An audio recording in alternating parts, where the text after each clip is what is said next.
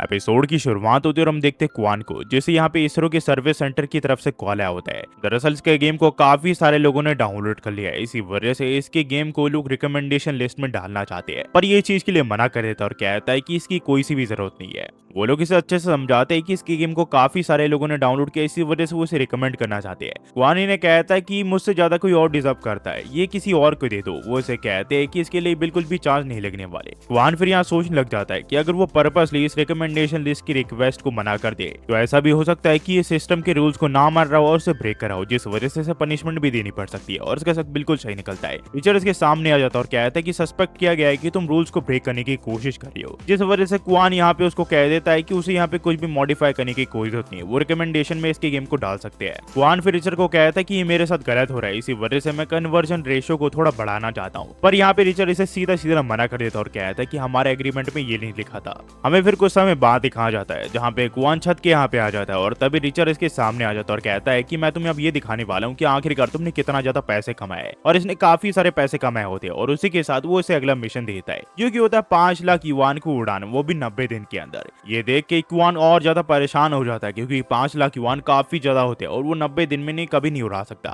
Richer फिर Kuan को congrats करता है क्योंकि उसके गेम ने काफी प्रॉफिट कमाया होता है और 1% के हिसाब से इसके पास 2 लाख से ज्यादा युआन आए होते हैं। पर वो इसे ये भी बताता है कि अगला फंड इसे इससे ज्यादा मिलने वाला है, तो इसे इतने में दुखी होने की कोई जरूरत नहीं है। वही क्वान सोच रहा होता है कि इसके सारे गेम प्रॉफिट कमा रहे हैं, आखिरकार ये किस गेम में अपने पैसे गवा सकता है। क्वान फिर रिचर से पूछता है कि जो मेरे गेम दोबारा से पैसे कमाएगा क्या उसके भी फंड तुम इसमें जोड़ दोगे। ये कहते हैं कि हाँ। तो क्वान इसे कहता है कि अगली बार उसे फंड की कोई जरूरत नहीं है, पर रिचर इसे साफ साफ मना कर देता है और कहता है कि ऐसा मैं बिल्कुल भी नहीं कर सकता, तुम्हें अगली बार भी फंड मिल के रहेगा। पर हम देख पाते कि क्वान इस चीज से बिल्कुल भी खुश नहीं होता। वहीं पे हमें उस आदमी को दिखाया जाता है जो कि अपनी ही दुनिया में होता है और कहता है कि अगर टेंगड़ा कंपनी को हमारी अटेंशन चाहिए तो फिर ठीक है, और ये अपने सेक्रेटरी को किसी भी कॉस्ट में उनकी कंपनी को खरीदने के लिए कहता है। सीन फिर शिफ्ट होकर जाता है क्वान के यहाँ पे, जहाँ पे ये सोच रहा होता है कि आखिरकार वो पैसे कैसे गवा सकता है, क्योंकि इस बार इसके पास जो अमाउंट है वो काफी ज्यादा है, जो कि 5 लाख युआन है। आखिरकार ये सारे पैसों को गवा के उससे प्रॉफिट कैसे कमा सकता है। तभी से यहाँ पे मायांग का कॉल आ जाता है। ये से पूछता है कि आखिरकार तुमने मुझे क्यों कॉल किया है। ये से बताता है कि फोहाई कैपिटल जो है वो इनकी कंपनी को एक्वायर करना चाहती है। तभी इसके सामने रिचर आ जाता है, जिसे देख के समझ जाता है ये अपनी कंपनी को बेच नहीं सकता। मायांग फिर इसे बताता है कि वो इसकी कंपनी को 50 मिलियन युआन में खरीदना चाहते हैं, जो सुन के क्वान काफी खुश होता है, पर उसे पता होता है वो इस कंपनी को नहीं बेच सकता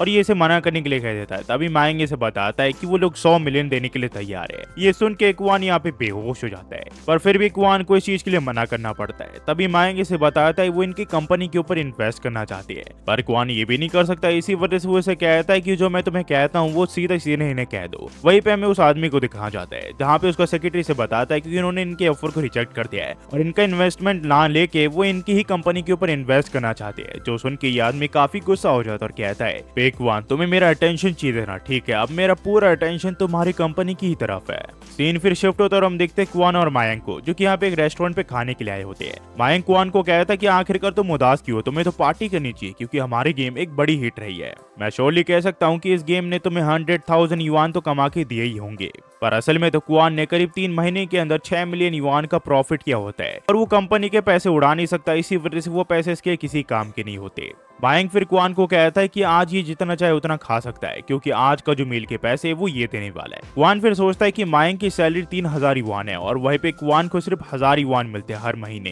पर जब मायांग के हाथ में बिल आता है तो वो देख के हैरान हो जाता है क्योंकि ये काफी बड़ा बिल होता है और ये क्वान को कहता है क्या तुम मुझे इस महीने की सैलरी एडवांस में दे सकते हो ताकि मैं इस मील के पैसे दे सकूं। इसकी ये बात सुन के क्वान को एक आइडिया आता है और वो मायांग को यहाँ पे इंतजार करने के लिए कहता है और वो बाहर चले जाता है। होते वो वेटरेस एक रस्सी निकाल लेती है ताकि वो मायांग को यहाँ पे बांध के रख सके ताकि वो यहाँ से भागे ना। वही बाहर क्वान रिचर्ड से पूछता है कि वो किसी भी अपने एम्प्लॉय को एडवांस में पेमेंट दे सकता है क्या। ये चीज के लिए मान जाता है क्योंकि कंपनी में एडवांस पेमेंट देना एक नॉर्मल बात होती है। क्वान फिर इसे पूछता है कि वो अपने मील के भी पैसे कंपनी के पैसे दे सकता है क्या, पर ये चीज के लिए मना कर देता है। क्वान फिर अंदर आ जाता है और उसे कहता है कि इस मील के पैसे अपनी कंपनी के पैसे से दे सकता है, तो उसे चिंता करने की कोई जरूरत नहीं है। तभी ये लोग एक न्यूज को देखते हैं जहाँ पे एक बड़ी कंपनी IBM ने एक ऐसा इंटीग्रेटेड सिस्टम बनाया होता है जिसे वो ये पता लगा सकते हैं कि कब इनके के यहाँ पे बादल आने वाले हैं और उस हिसाब से यहाँ पे लोग काम कर सकते हैं। मायंग इस चीज की तारीफ करते हुए कहता है कि सचमुच टेक्नोलॉजी काफी ज्यादा एडवांस हो गई है। तुम्हें क्या लगता है हम एक दिन ऐसा कॉम्प्लिकेटेड गेम बना पाएंगे जो कि एक ह्यूज हिट होगी? क्वान इसे कहता है कि तुमने बिल्कुल सही कहा, मैं सोच रहा था कि हम अपनी कंपनी को एक्सपेंड कर दे और लोगों को हायर कर ले।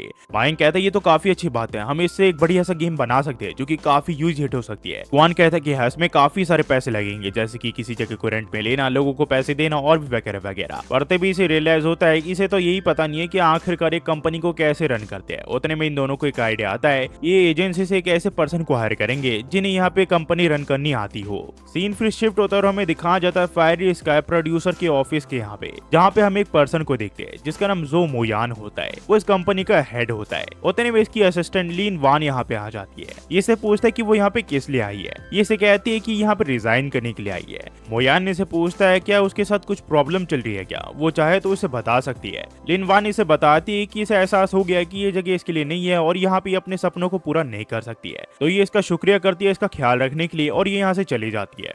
पर असल में तो ये सारा प्लान मोयान का ही होता है। दरअसल लिन वान के फादर ने इसे ये करने के लिए कहा होता है ताकि वो अपने सपनों पे गिव अप कर दे और घर वापस जाके अपने फैमिली बिजनेस को चलाए। इसका मतलब लिन वान एक अमीर घराने की लड़की है। यहीं पे हम देखते हैं क्वान और मायांग को, जो कि यहाँ पे एक पर्सन को हायर करने के लिए आए होते हैं ताकि वो उसके कंपनी को संभाल सके। यहाँ पे एक आदमी आ जाता है जिसका नाम लॉरेंस होता है। इसे इन दोनों को यहाँ देख के लगता है कि ये दोनों यहाँ पे अपने रिज्यूम देने के लिए आए ताकि वो यहाँ पे काम कर सके, और इस वजह से ये इन दोनों से अच्छे से बात नहीं करता। पर यहाँ पे क्वान इसे बताता है कि वो यहाँ पे एक एम्प्लॉय को हायर करने के लिए आए और इस पर्सन को ये लोग एनुअल सैलरी 4 लाख युआन देने के लिए तैयार है। इसकी ये बात सुन के ये इसे अच्छे से पेशाने लग जाता है और अपनी गलती के लिए इन दोनों से माफी मांगता है। ये फिर क्वान को बताता है इसकी कंपनी में कुछ ऐसे लोग हैं जो कि इसकी कंपनी को अच्छे से हैंडल कर सकते हैं जब वो बाहर होगा, और वो इसे काफी प्रॉफिट कमा के दे सकते हैं। पर क्वान को तो प्रॉफिट से बिल्कुल भी मतलब नहीं है, वो तो सिर्फ अपने पैसे गवा के पैसे कमाना चाहता है। तो क्वान इसे कहता है कि उसे एक फीमेल सेक्रेटरी चाहिए जो कि इसका ध्यान रख सके और इसे ये बता सके कि आखिरकार एक कंपनी को कैसे ओपन कर सकते हैं। बाकी ये सारी चीजें खुद से हैंडल कर लेगा।